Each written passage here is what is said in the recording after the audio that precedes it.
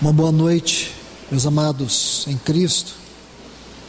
Vamos abrir as nossas Bíblias, aqui em Apocalipse, capítulo 17. Vamos ler os versículos 9 a 18.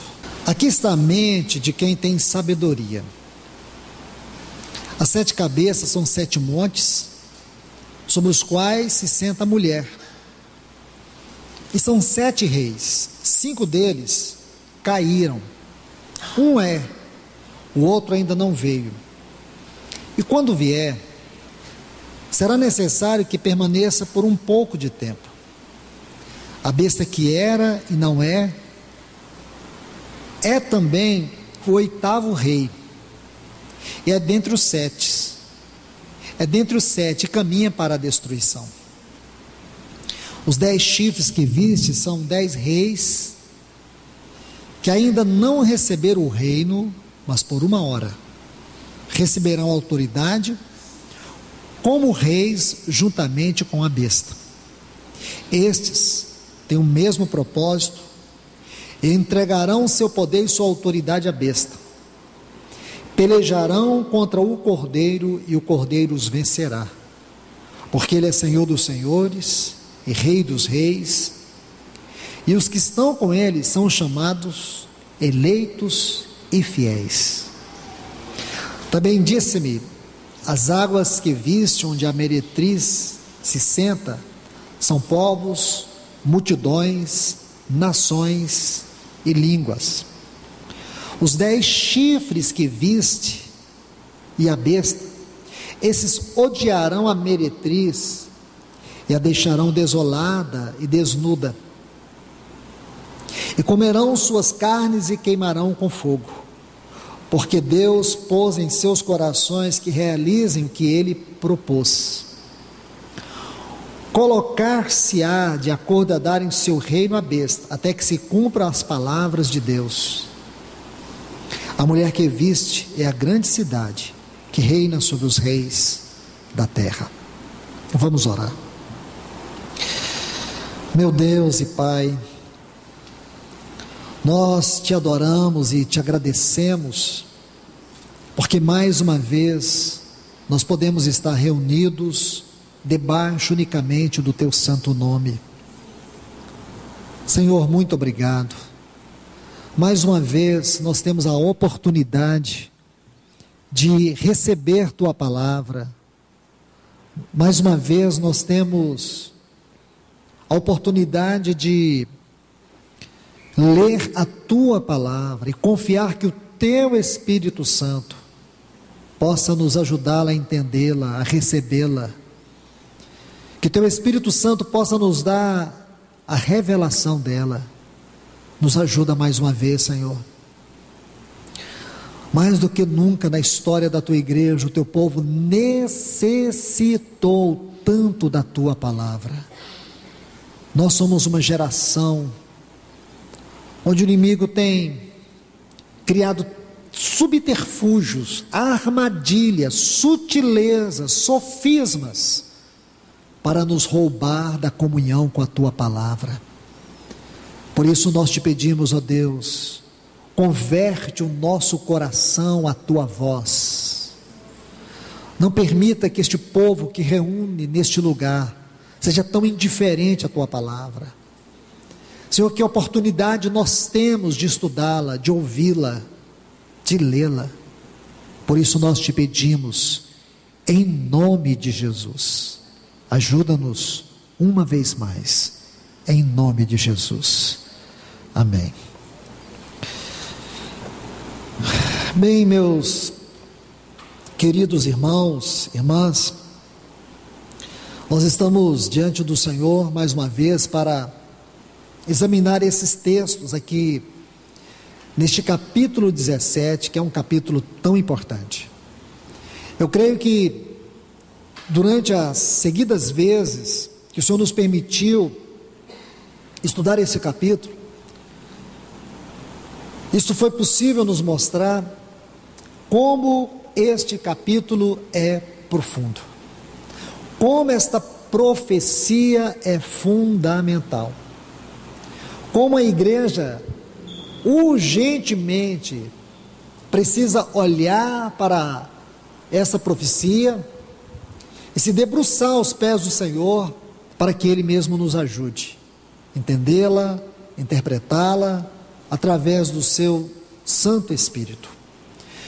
Eu creio que dessa oportunidade que nós temos aqui hoje, o Senhor deseja nos mostrar alguns pontos grandiosos aqui. Chama a atenção de todos vocês, especialmente, a princípio, para os versículos 9 a 11.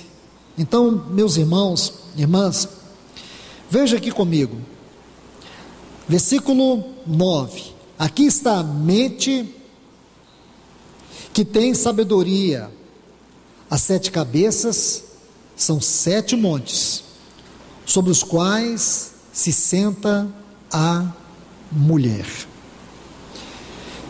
e são 7 reis, 5 deles caíram, um é, e o outro ainda não veio, e quando vier, será necessário que permaneça por pouco tempo, a besta que era e não é também o 8º rei, e é dentre os 7 e caminha para destruição.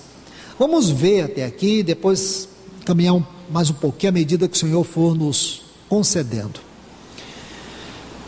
No versículo 9, esse versículo foi o último assunto, onde, pela misericórdia do Senhor, nós podemos ver um pouco sobre o Vaticano e o Papa, especialmente o Papa atual. Desde que nós começamos a estudar sobre esta grande meretriz, nós já vimos alguns pontos claros. Aqui fala da grande meretriz, das meretrizes e das abominações da terra.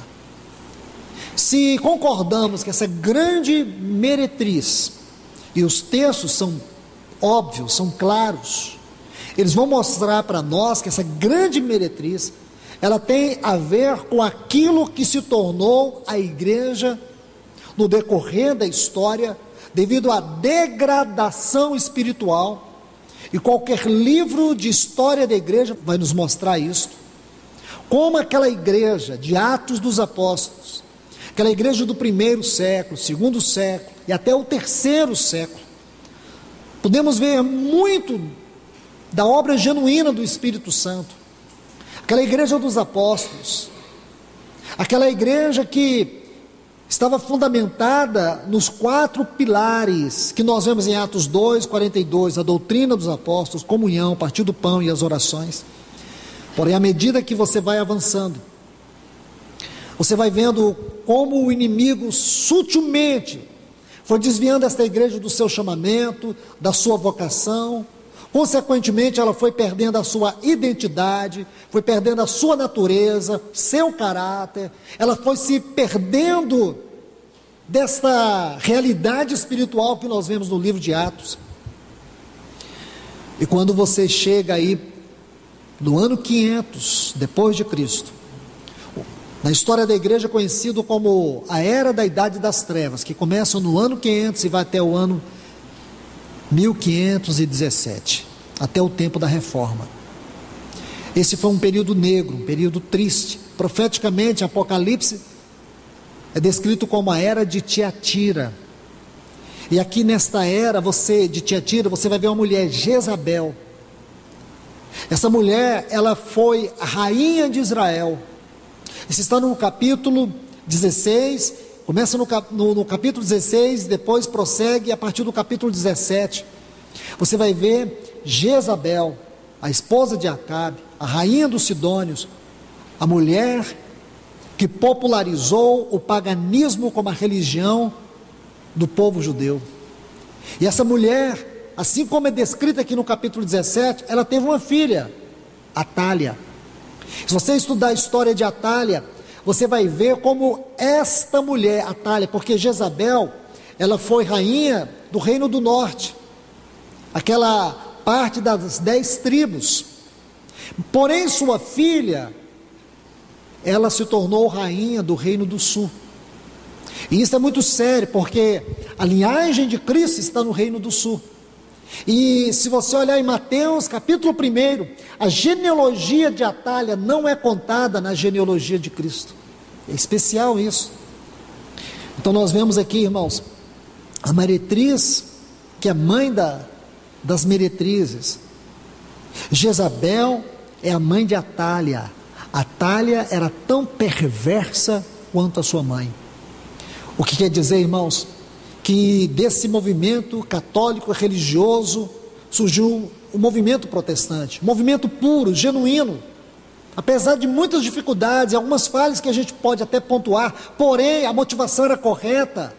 Martinho Lutero, Calvino, Zwinglio, some-se aos antepassados como Wycliffe, John Hus e tantos outros, tantos grupos, tantos movimentos movidos por Deus para promover uma restauração, uma reforma da igreja, até que foi possível com Lutero, prosseguiu com Calvino e Zwinglio. Porém, quando você vai estudando sobre a reforma, o pós-reforma, não demorou alguns anos, alguns séculos, para que aquilo que era genuíno se perdesse na carnalidade religiosa. E é o resultado, é o produto que nós temos hoje nos nossos dias. Essa carnalidade religiosa gerou o quê? Este grande movimento mundial que nós conhecemos, movimento das denominações, onde a igreja do Senhor Jesus, ela deixou de ter uma identidade orgânica para ter uma identidade jurídica, uma identidade denominacional. O povo de Deus passou a ter uma identidade terrena, ligada a homens, ligada a movimentos.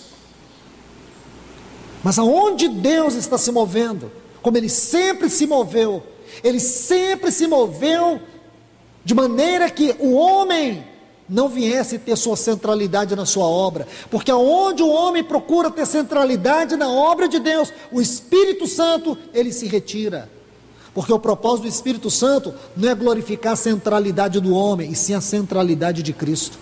O Espírito Santo não honra aquilo que não honra Cristo. É justamente isso que nós vemos aqui. Essa é a descrição do capítulo 17. Essa é uma descrição muito séria, essa profecia é muito séria. Se você estudar o capítulo 17, você vai ver que ele tem suas raízes em muitas partes no capítulo 12 e no capítulo 13. Não se estuda capítulo 13 de Apocalipse sem o capítulo 17. E para você interpretar o capítulo 17, você tem que estudar o 13. Tudo isso está intimamente ligado. E quando você quer a conclusão do 17, e você tem também o 18, porque aqui prossegue a profecia. Mas, quando você quer entender o final dessa profecia do capítulo 17 e 18, você vai ver o final do capítulo 19. E digo para vocês, irmãos, talvez não seja hoje, talvez seja na próxima semana, nós vamos ver o capítulo 19 de Apocalipse. Este capítulo, irmãos, é o capítulo de Apocalipse que nós, a igreja do Senhor, temos que tirar a sandália dos nossos pés para ler. Sabe por quê? Se você quer saber aonde encontra a volta de Cristo para a sua igreja, no livro de Apocalipse, capítulo 19. Esse capítulo, antes do versículo 19, ele tem 3 cenas. Nós vamos tentar ver um pouco sobre isso, para a gente compreender esse capítulo. Esse capítulo é de uma preciosidade no contexto de Apocalipse. Esse capítulo ele tem que arrebatar o nosso coração agora, porque é nele que nós seremos arrebatados um dia. Aqui descreve a volta do Senhor para a sua igreja. Como vai ser? É em 3 cenas. E o final, a conclusão do capítulo 17 está no final do capítulo 19. Aí você vai entender a clareza dessa profecia. E o tempo que o Senhor está nos dando aqui, meus irmãos, para nós estudar este assunto. O inimigo, ele já fez de tudo para que nós não pudéssemos ganhar. Os irmãos, poucos aqui puderam perceber isso. Então, irmãos, por quê? Eu confesso para vocês que intimamente eu tenho ficado impressionado. Durante todos os anos que tenho estudado o livro de Apocalipse, esta é para mim a primeira vez que esse capítulo 17 abriu diante dos meus olhos.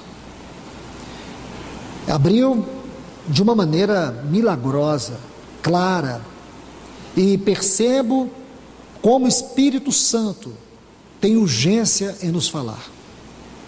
Nós não podemos perder essa hora. Deixe-me dizer para vocês, meus irmãos, nós não podemos perder essa hora que o Senhor está nos abrindo isso aqui. Vai chegar um dia que isso aqui vai ficar tão claro aos nossos olhos. Hoje já está. Na semana passada, nós vimos aqui na semana retrasada, nós vimos aqui sobre o Vaticano e sobre esse Papa, o Papa Francisco. E eu não estou dizendo que ele é o anticristo, eu não tenho base para dizer isso. Mas uma coisa eu posso dizer, ele é uma peça fundamental para esse grande quebra-cabeça da plataforma do governo do anticristo. Eu não posso afirmar que é ele, não tenho nenhuma segurança para dizer isso, mas uma coisa eu sei, ele faz parte, e nós temos que estar atento e discernir.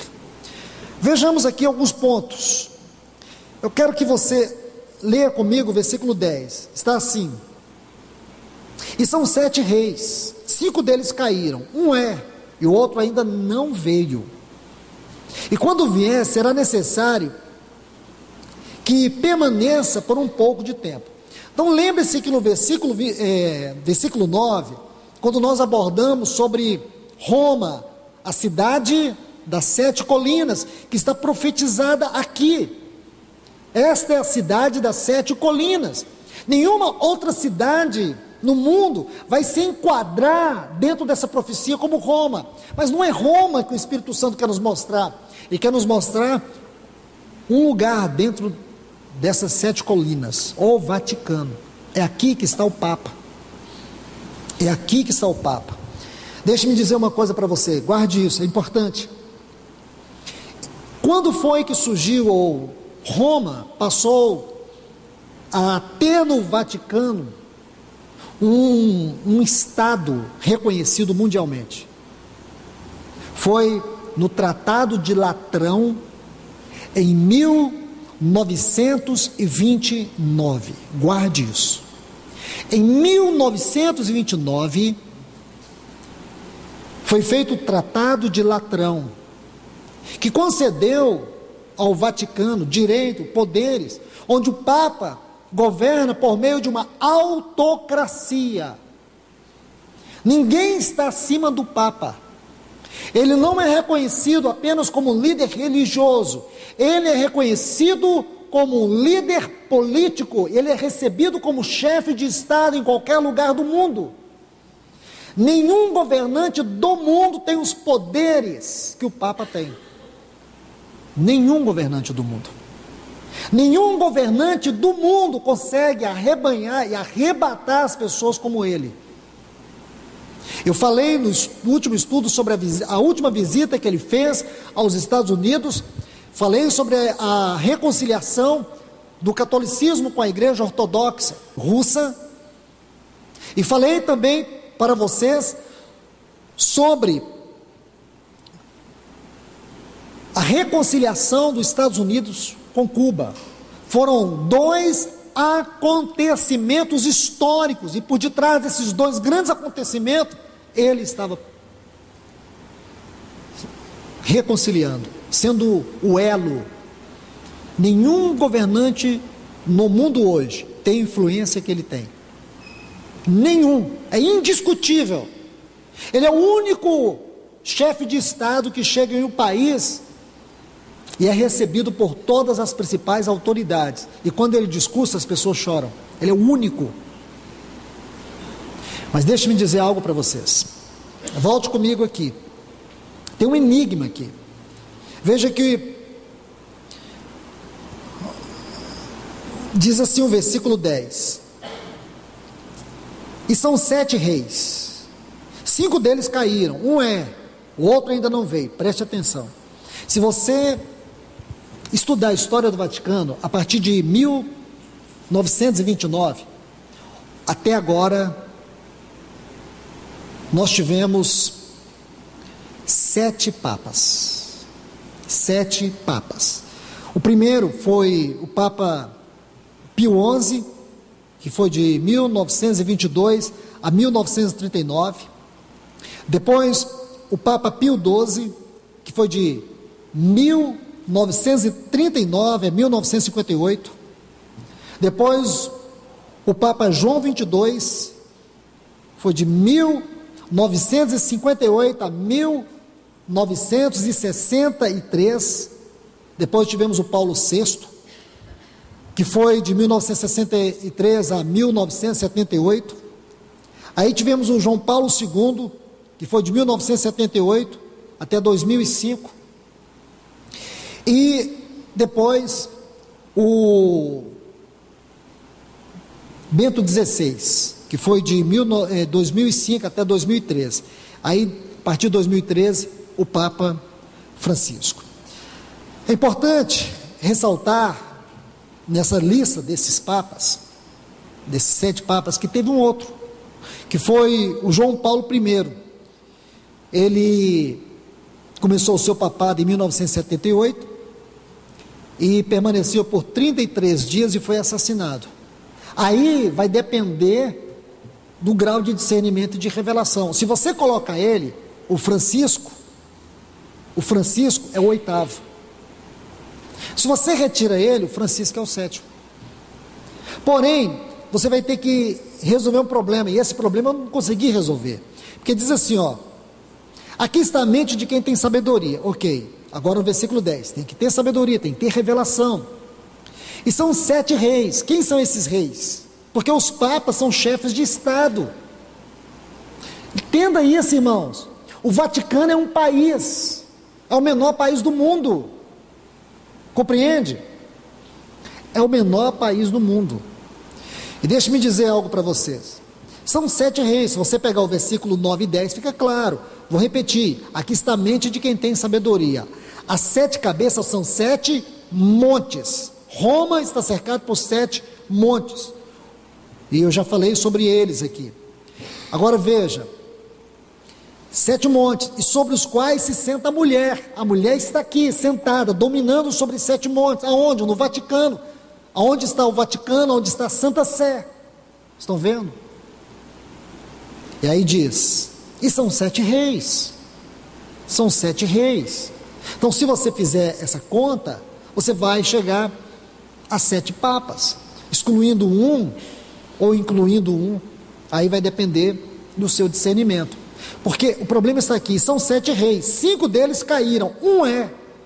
Por que um é? Aí você sabe que hoje o Vaticano tem o Papa Francisco e tem um Papa emérito, que é o Ratzinger, o Bento XVI, que renunciou. Lembre-se disso. Não esqueça, o Ratzinger está vivo. Então tem um Papa vivo e tem um Papa dominando. Quem é o Papa vivo? O Ratzinger, o Bento XVI, ele renunciou. Então agora você vê, um é. Aí diz assim: 5 deles já caíram, já morreram. Um é, que é o 6º. E quem é esse 6º? Ao meu ver, é o Bento XVI, porque está vivo. Hoje o catolicismo tem 2 papas, um emérito e um dominando. Aí diz assim: e o outro ainda não veio. Aqui que está também outro enigma. Então, de um lado ou de outro, nós temos um enigma. Você entende? De um lado, eu tenho uma opção de incluir esse João Paulo I. Então, se eu vou incluir ele, o Francisco é o 8º. Porém, se eu vou excluir ele, o Francisco é o 7º. Está me entendendo? Aí diz assim, que esse 7º, ele fala assim: um é e o outro ainda não veio. Mas como o Francisco não veio? Ele veio, ele está aí. Aqui para mim também tem um enigma, porque para mim essa frase, o outro ainda não veio, talvez ele ainda não veio ser o que ele tem que ser. Isto é, irmãos, um parecer pessoal. Isso vai depender agora da sua leitura, da sua interpretação e do seu discernimento. Se você disser para mim: Luiz, eu não concordo com isso, eu concordo que o Francisco é o 8º, eu não vou discordar de você. Porém, eu digo para vocês que isso para mim não é tudo. E perceba que o Espírito Santo não quer que nós fiquemos detidos nisso aqui. Ele quer nos mostrar algo mais. Então veja bem, independente do lado que você esteja interpretando, o que nós precisamos ver é que o Espírito Santo está chamando a nossa atenção aqui. Se ele deixou essas duas possibilidades, de alguma maneira o Espírito está dizendo para nós assim: este não é o ponto essencial, tome cuidado, porque aquilo que para mim não está nítido, claro em Apocalipse, é porque o Espírito Santo não quer que fiquemos presos nisto, porque nós vamos sair do campo da interpretação e cair no campo da especulação. Vamos avançar. O que sabemos é que realmente existe um cenário profético em tudo isso. Se nós pegamos aí desde 1929, tem um cenário profético, tem um quadro que o Espírito quer nos mostrar. Então nós temos que fazer o quê? Seguir. Veja, versículo 9. Aqui está o sentido de quem tem revelação. Então isso aqui fala de discernimento, de conhecimento e sabedoria espiritual. Aí vamos lá. Essas 7 cabeças são 7 montes. Então nós já sabemos. A cidade de Roma começou com a mistura de 7 povos. Os aventinos, os caelianos, aqui até no estudo passado, eu coloquei para vocês o nome Célio, que é o Monte Célio, mas lá viviam os caelianos. Aí depois os capitolinos, os esquilinos, palatinos, os quirinalinos e os virminalinos. Então vocês vão ver que há uma diferença desses povos dos montes, mas são 7 montes. Virminalinos, ou virminalinos aqui, é o Monte Virminal. Vocês podem conferir depois isto. Porém, irmãos, aqui nós temos a história de Roma. Ela começou com esses 7 povos, que são 7 montes. Está muito claro para nós. Aí diz assim, e são também 7 reis, que é uma referência a esses 7 papas. A esses 7 papas, dos quais caíram 5. Um existe, o outro ainda não chegou. Acabei de falar isso para vocês. Então vai depender da maneira como você vê isso. Agora, por favor, versículo 11, vamos lá. Diz assim: a besta que era e não é. Está vendo aí? A besta que era e não é. Vemos esta mesma citação aqui no versículo 8 de Apocalipse capítulo 17. Diz assim: a besta que existe era e não é. Está vendo aí? E agora no versículo 11: a besta que viste era e não é, está para emergir do abismo e caminha para a destruição. Esta besta é o anticristo. E aqui que está o ponto essencial, irmãos. Não é discutir se já temos o 8º Papa, se temos o 7º. Esse ponto não é essencial. Mas saber que a besta aqui, ela é essencial.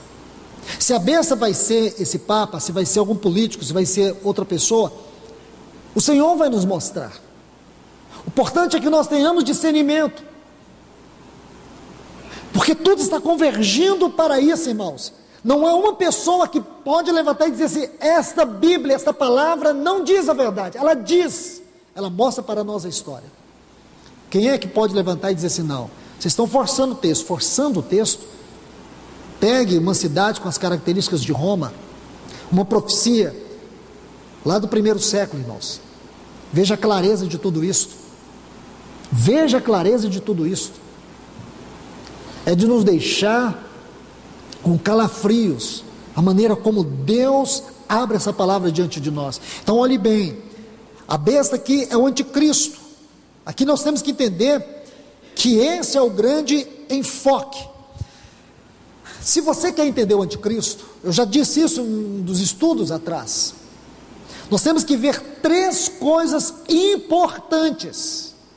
Não podemos firmar nossa mente, os nossos olhos sobre uma pessoa. Nós temos que firmar a nossa mente, os nossos olhos sobre 3 coisas. A primeira, o Espírito do anticristo. Deixe-me dar alguns textos para vocês. Anotem. O Espírito do anticristo. O primeiro texto está em João, capítulo 2, o versículo 18. Quando João diz assim: filhinhos, já é a última hora. E como ouvistes que vem o anticristo, também agora, muitos anticristos têm surgido. Bom, o que isso quer dizer? O que realmente João está dizendo para nós é que naquela época de João, como em muitas outras épocas, esse espírito do anticristo, mas não o próprio anticristo, porque nós temos que entender que existe um espírito que pela história foi se manifestando ao longo da história, mas nenhum deles foi realmente o anticristo, mas primeiro um espírito maligno que veio no curso da história. Na época de João ele já dizia. Um outro texto, nessa mesma epístola de João, primeira epístola de João, o capítulo 4 e o versículo 3, ele diz assim: e todo espírito que não confessa a Jesus não procede de Deus, pelo contrário, este é o espírito do anticristo. Então tem o espírito do anticristo. Esse espírito maligno do anticristo, ele sempre esteve presente em cada geração. Porém, nos últimos tempos, nós não vamos ter só o espírito, nós vamos ter uma pessoa. Mas um outro ponto, uma outra questão muito importante para nós entendermos o anticristo está na pessoa. Daniel, capítulo 7 e o versículo 8. Daniel, capítulo 7, versículo 8. Daniel diz assim: estando eu a observar os chifres, e eis que dentre eles, subiu outro pequeno, diante do qual 3 dos primeiros foram arrancados. E eis que neste chifre havia olhos, como os de homem, e uma boca que falava insolências ou blasfêmia. Tanto no capítulo 13, como no capítulo 17, temos referência a tudo isto. Nós precisamos juntar esses textos, nestes capítulos, fazer a configuração, a interpretação, para que nós tenhamos a revelação. Outro texto que vai nos falar da pessoa, está em 2 Tessalonicenses, capítulo 2, e o versículo 3, quando diz assim: ninguém de modo algum vos engane, porque isso não acontecerá, sem que primeiro venha a apostasia, e seja revelado o homem da iniquidade, o filho da perdição. Aqui está, mais uma vez, neste capítulo 2 de 2 Tessalonicenses, uma referência à pessoa do anticristo. Ele é este chifre pequeno, ele é este filho da perdição. O capítulo 2 aponta para isso. Estou lendo apenas esse texto, mas esse capítulo aponta para isso com toda clareza. E por último, o sistema do anticristo. Se você abrir o capítulo 13 de Apocalipse, os versículos 16 a 18, este capítulo dá uma grande ênfase sobre isso. Esta porção foi a que eu reservei para que vocês entendam, leiam, estude, para que vocês entendam esses 3 pontos: o sistema, a pessoa e o espírito. Então vamos avançar. Voltemos aqui para o versículo 11. Ele diz assim: o 8º rei, e procede do 7, caminha para a destruição. Então o que significa este 8º rei? Este 8º rei, ele sim será besta. Ele procede do 7, por quê? Porque nós sabemos que dentro desse sistema pervertido, religioso, depravado, enganador, dentro desse sistema, nós encontramos um espírito maligno. Olhe para a história, olhe para a história, olhe para o presente, irmãos. Nenhuma religião do mundo cometeu mais pedofilia do que essa religião. E vejam como é tratado isso nos jornais. Só se menciona. Há poucos dias semana passada, um dos grandes precursores da pedofilia moderna dentro do catolicismo, sabe como que ele foi entrevistado? Ele foi inquirido pelo juiz por videoconferência. Entende? Meus irmãos, esse é um sistema maligno e pervertido. Se você estudar a história dessa religião, você vai ver toda a perversão promovida por essa religião enganadora. Essa meretriz, que é a mãe dessas meretrizes e dessas abominações que nós vemos hoje, falando ser igreja, pregando um evangelho falso. Não é só o catolicismo, não, esse cristianismo decaído, esse cristianismo degradado, esse cristianismo pervertido, que nós temos visto aí dizendo que é igreja, e não é, irmãos. A igreja não é isto. A igreja que o Senhor Jesus disse em Mateus 16, que Ele iria edificar, não é isto. O que nós temos visto diante de nós é uma depravação religiosa, pervertida, e isso só tem contribuído para a plataforma do governo do anticristo. Veja bem, o oitavo rei é a besta descrita. Veja os versículos 3, 7 e 8 aqui de Apocalipse capítulo 17, por favor. Apocalipse 17, veja o versículo 3. E me levou em espírito ao deserto, e viu uma mulher sentada sobre uma besta. Essa besta aqui é o anticristo, besta escarlate. Nós estudamos essa palavra escarlate, ela tem um sentido totalmente negativo aqui. Fala de pecaminosidade, de perversão, depravação. Veja o versículo 7. O anjo me disse: por que te assombrastes? Eu te direi o mistério da mulher e da besta que a leva, a qual tem as 7 cabeças e os 10 chifres. Então você vê que esta mulher, você não tem como apontar essa mulher para qualquer realidade, ou sistema, organização, ou religião que não seja o Vaticano, a religião do Vaticano. E ela é uma peça importantíssima para nós entendermos a plataforma do governo do anticristo. Então veja, a mulher está montada, ela está dominando, e ela domina mesmo, irmãos. Ela domina o Brasil, ela domina a América, ela domina tudo. Esta mulher, ela é terrível. Veja o versículo 8. A besta que viste era, e não é, está para emergir do abismo, porque ela tem toda a sua identidade, natureza e espírito nas trevas. É o dragão que concede a ela o seu poder. Isso está no capítulo 12 do livro de Apocalipse. Veja a relação da besta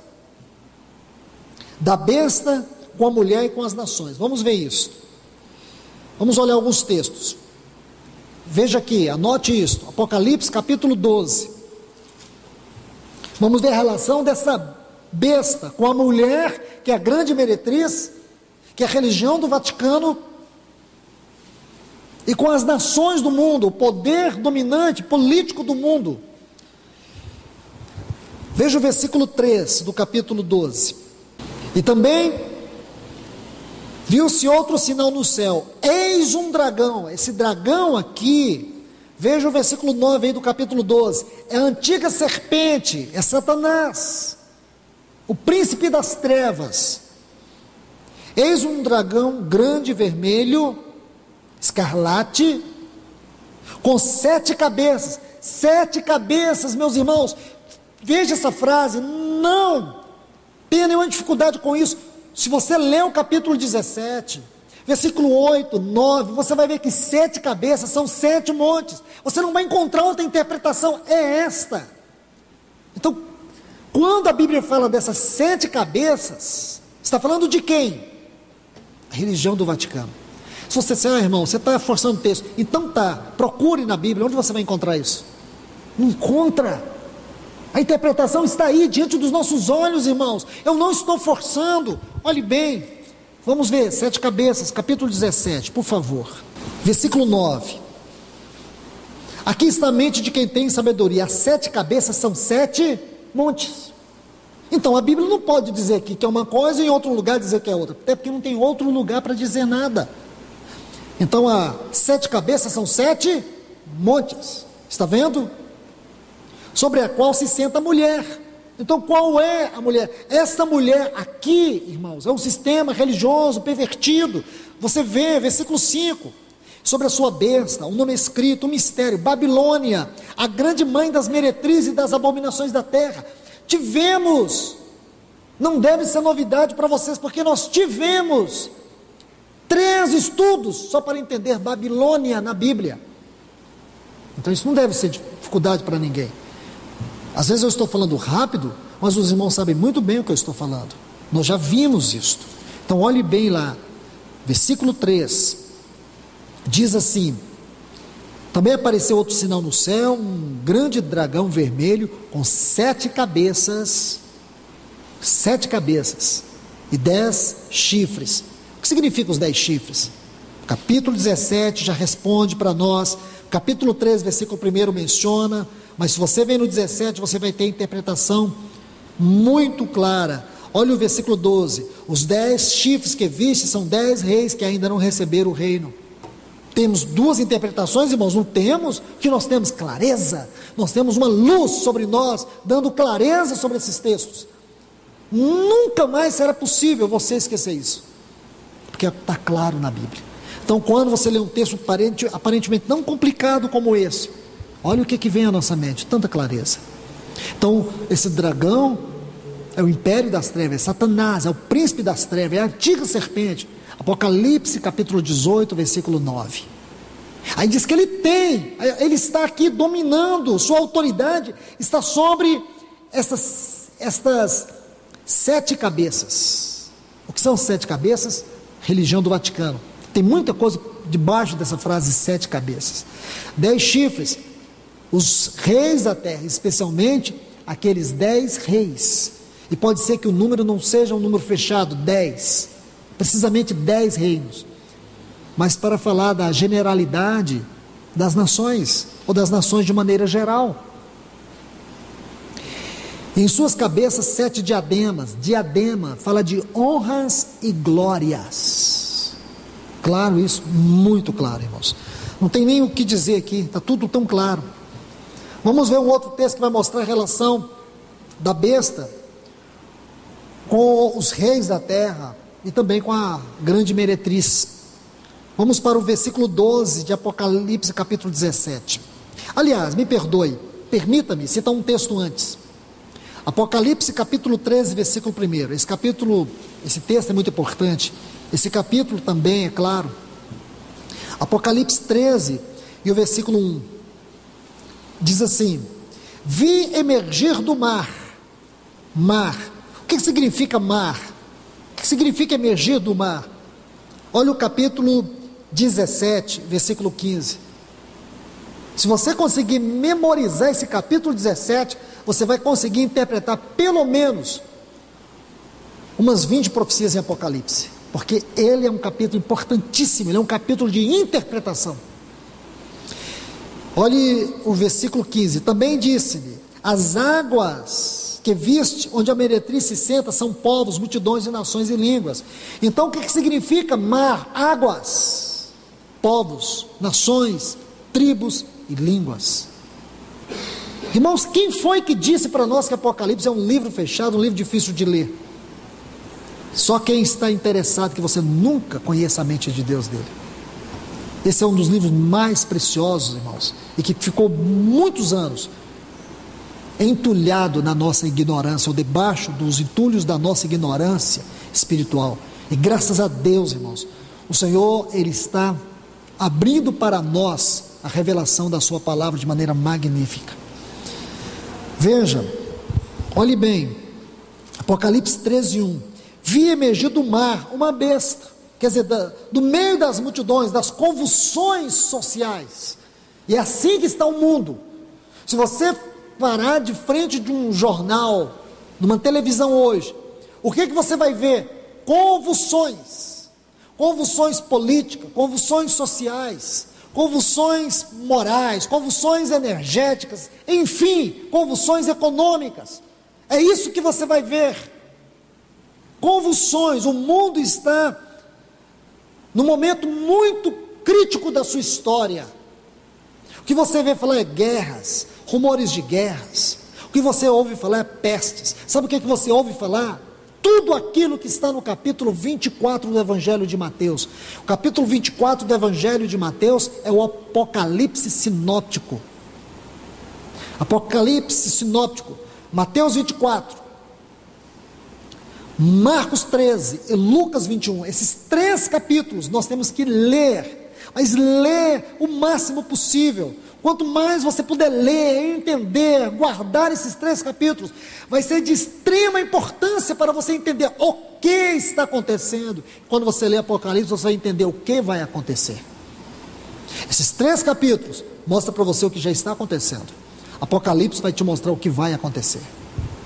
Então veja, vi emergir do mar uma besta que tinha 10 chifres, 7 cabeças, que são 7 cabeças, não precisa nem repetir.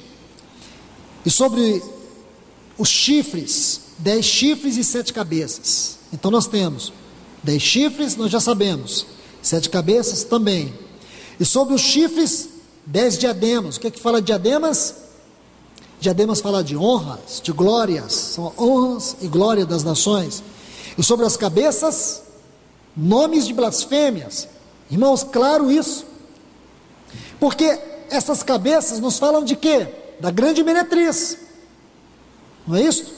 Da grande meretriz. Capítulo 17 de novo. Desculpe-me fazer isso, mas é tão importante que façamos, que guardemos esses 2 capítulos.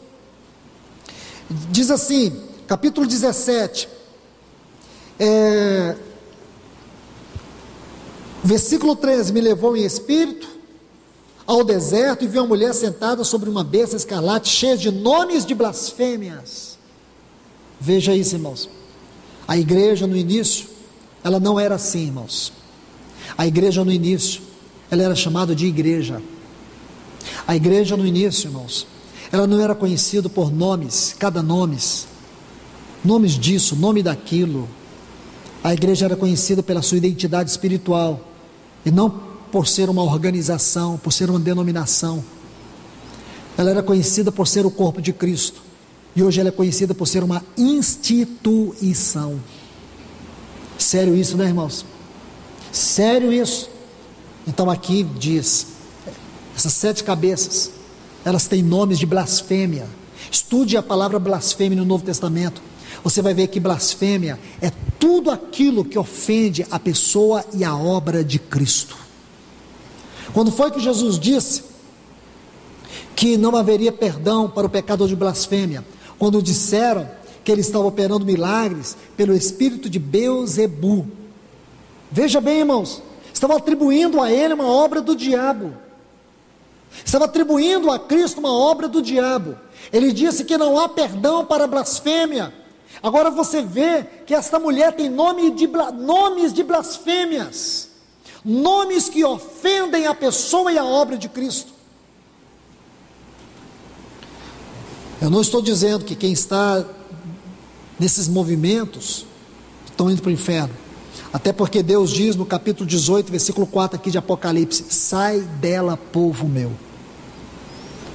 porque o povo de Deus está debaixo do engano dessa grande meretriz. E essa grande meretriz, esse sistema, ele vai ser julgado. O capítulo 19 de Apocalipse nos mostra isso. Vamos agora para o capítulo 17 e o versículo 12 de Apocalipse. Os 10 chifres que viste são 10 reis, os quais ainda não receberam o reino, mas recebem autoridade como reis, com a besta durante 1 hora. Então as nações reinarão debaixo do governo do anticristo. É isso que esse texto diz. E aqui nos fala do governo absoluto da besta sobre as nações. As nações recebem sua autoridade do anticristo. Se olharmos, e eu gostaria que você anotasse esses textos, Daniel capítulo 7, nós olhamos os textos de Daniel capítulo 7, os versículos 19, 20 e também o versículo 24, você vai ver que aqui em Daniel, capítulo 7, versículo 19, versículo 20, versículo 24, Em Daniel, o grande enfoque está sobre o poder político do anticristo. É esse poder que está no mundo hoje, irmãos.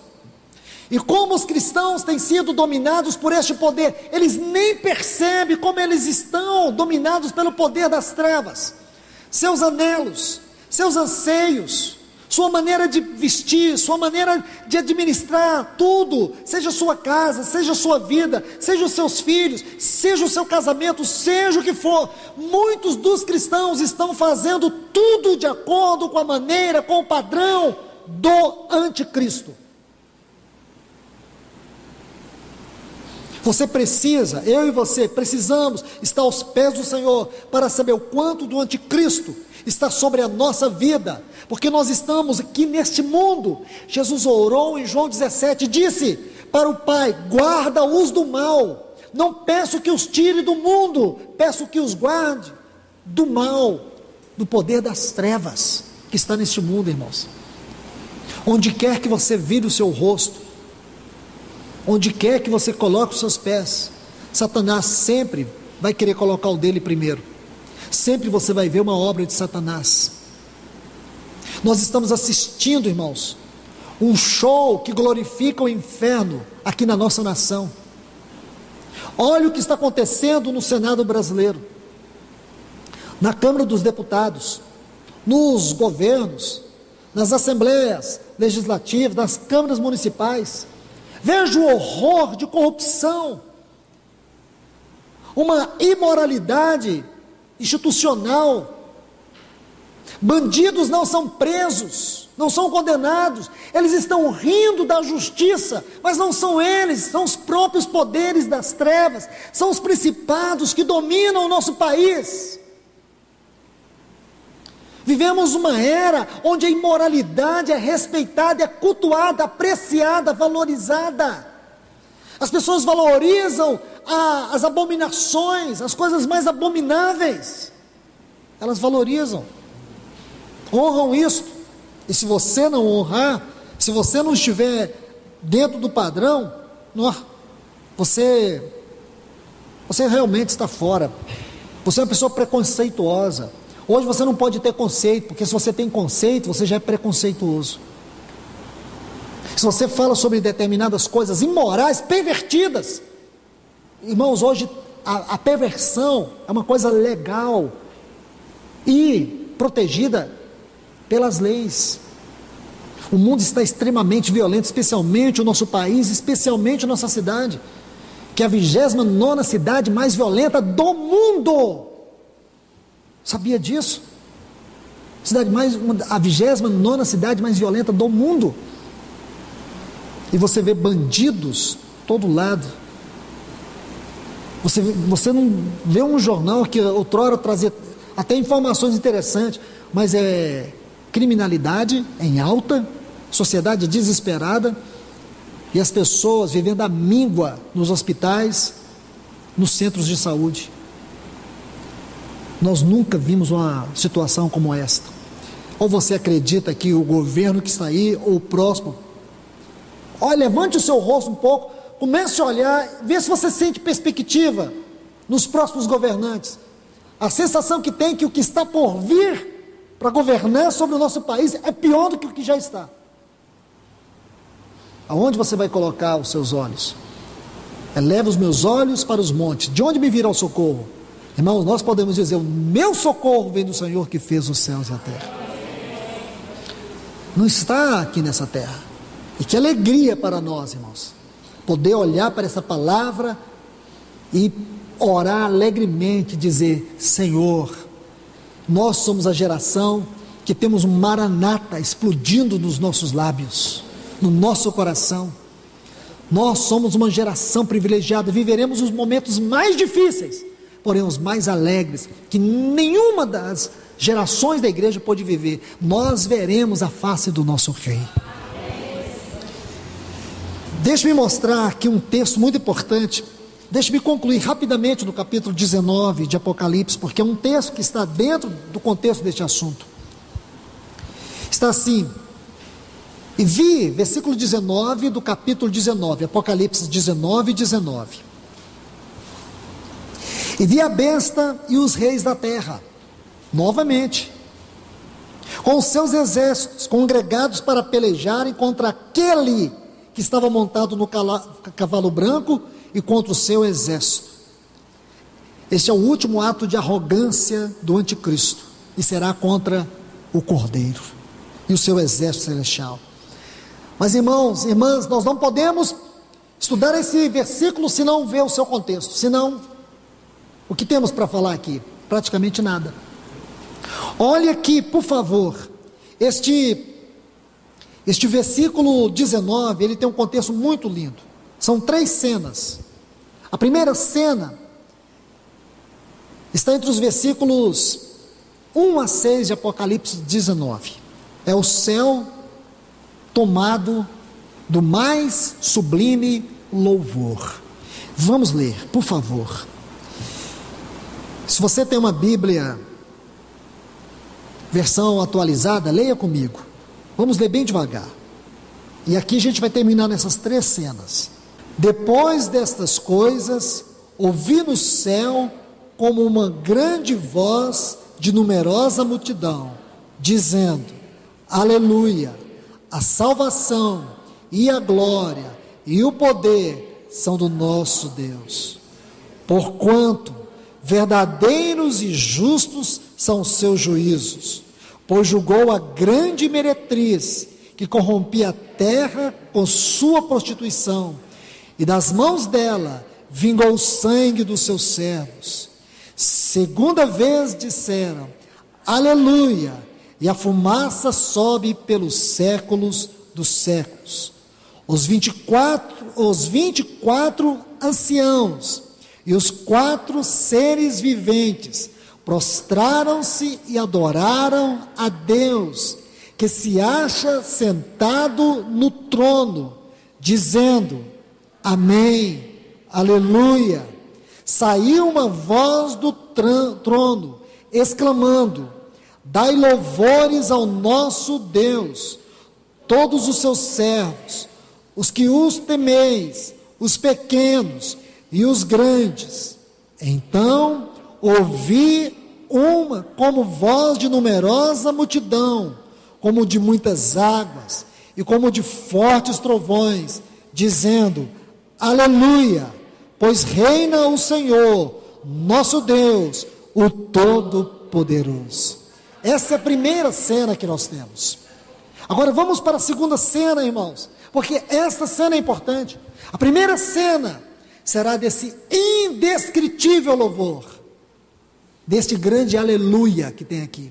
Agora a segunda cena, irmãos, é a que nós mais amamos, é a que nós mais esperamos, a que nós mais aguardamos. Enquanto Satanás vai preparar o seu exército, seu governo, para pelejar contra a pessoa e contra a obra de Cristo, os céus está cantando glórias, os céus está cantando aleluia. O mundo debaixo do mais terrível governo do anticristo, e os céus em festa. E por que os céus estão em festa, irmãos? Porque Satanás está governando o mundo? Não, por causa dessa segunda cena, as bodas do Cordeiro.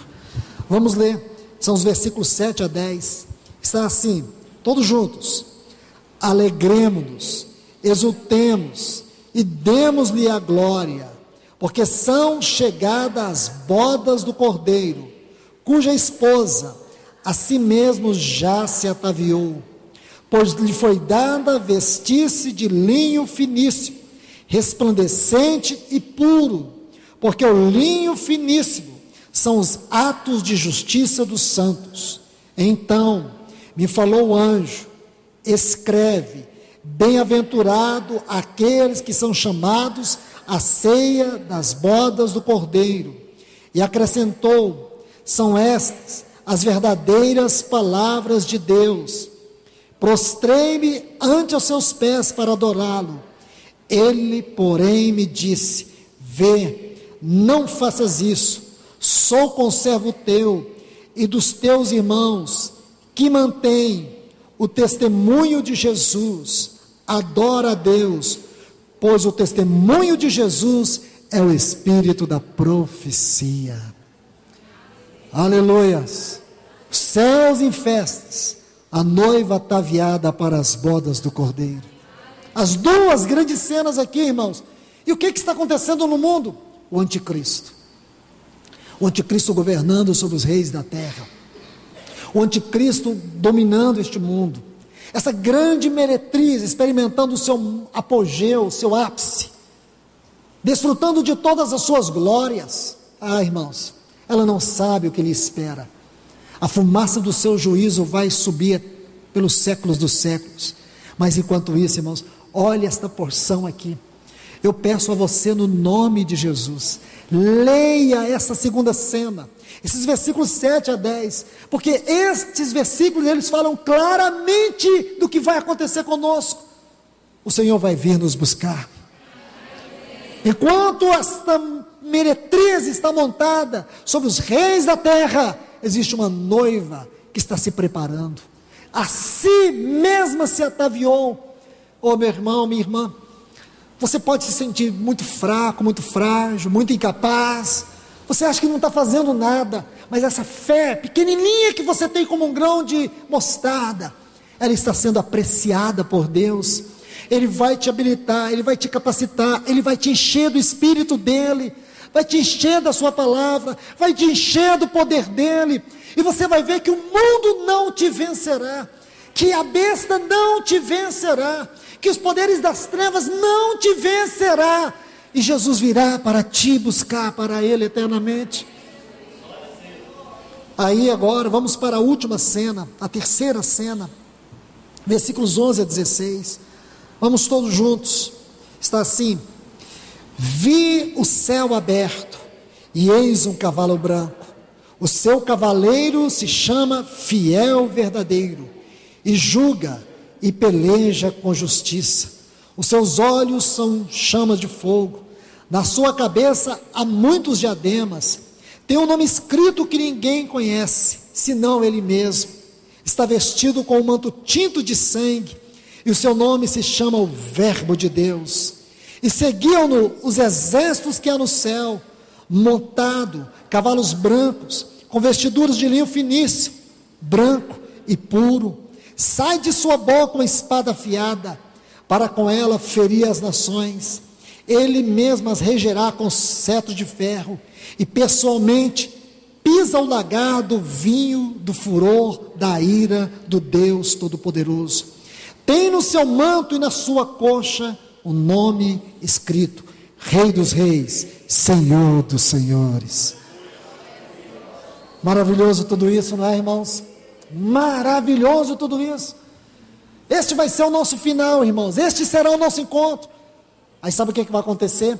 Diz aqui o versículo 19, que a besta, junto com todos os reis deste mundo, vão se levantar para pelejar contra Cristo e contra o seu exército celestial. Naturalmente, irmãos, não podemos entender que a besta queira fazer isso, mas com certeza eles virão contra os santos, porque quem toca na igreja de Cristo, toca em Cristo. Quando a besta se levantar, sabe quem vem? Aquele mesmo que apareceu para Saulo, quando ele estava indo para poder destruir a igreja em Damasco. Ele apareceu diante de Saulo e derrubou por terra, e disse: eu sou Jesus a quem tu persegues. Irmãos, ele é o guardador da sua casa, ele é o guardador da sua igreja. Ele vai vir, e sabe o que vai fazer? Ele vai destruir o poder do anticristo, ele vai destruir os reinos deste mundo, ele vai destronizar o anticristo, como disse Paulo em Romanos 16, 20, o Deus de paz esmagará Satanás debaixo dos nossos pés. E sabe o que vai acontecer, irmãos? Ele vai vir para nós, como este descrito no cavalo branco, este que é o Rei dos Reis, o Senhor dos Senhores. Ele virá para nos buscar eternamente. Por isso os céus estão cantando, irmãos. Por isso que a primeira cena é todos os seres celestiais adorando Ele, porque aqui se dará o maior acontecimento do universo, as bodas do Cordeiro. Glórias a Cristo por isso, irmãos. Que nós venhamos ver tudo isso não de maneira negativa. Vai acontecer, vai, mas o nosso coração não está preso no que vai acontecer com o governo de Satanás neste mundo. É inevitável, já está descrito o que nosso coração aguarda com muita ansiedade. Não é que este anticristo apareça, é que este cavaleiro do cavalo branco venha nos buscar. A Ele seja glória, a Ele seja todo louvor. Deus os abençoe, meus irmãos. Vamos agradecer o Senhor. Te louvamos, Senhor, mais uma vez. Obrigado, Senhor, por nos congregar em Teu nome aqui nessa noite. Obrigado por ouvir a Tua palavra. Este mundo espera este 8º rei, mas nós esperamos o Rei dos Reis. Oh Deus, este mundo está aí perdido, caminhando a passos largos para a sua própria condenação. Porém nós estamos na nossa carreira ascensional para o prêmio da soberana vocação de Deus em Cristo Jesus. Oh Senhor, nós temos aí essa besta escarlata, Senhor, mas no entanto nós temos aquele cujo manto está ensanguentado. Oh Senhor, a Ti seja glória para todos sempre. A Tua igreja nessa noite reúne para Te adorar pela Tua palavra, porque nós podemos ouvir mais uma vez o Senhor mesmo face a face dizer para nós que vem nos buscar, que o Senhor vai nos guardar neste mundo, porque quem toca na igreja do Senhor, toca no Senhor. Tu és o nosso escudo, Tu és a nossa proteção, Tu és a nossa rocha, aonde nós estamos sendo edificados. Obrigado, Senhor. Te adoramos nessa noite, nós Te louvamos nessa noite. A Ti seja toda a glória nessa reunião, nessa noite, Senhor. Te adoramos, Jesus. Te adoramos, Jesus. Amém, Senhor.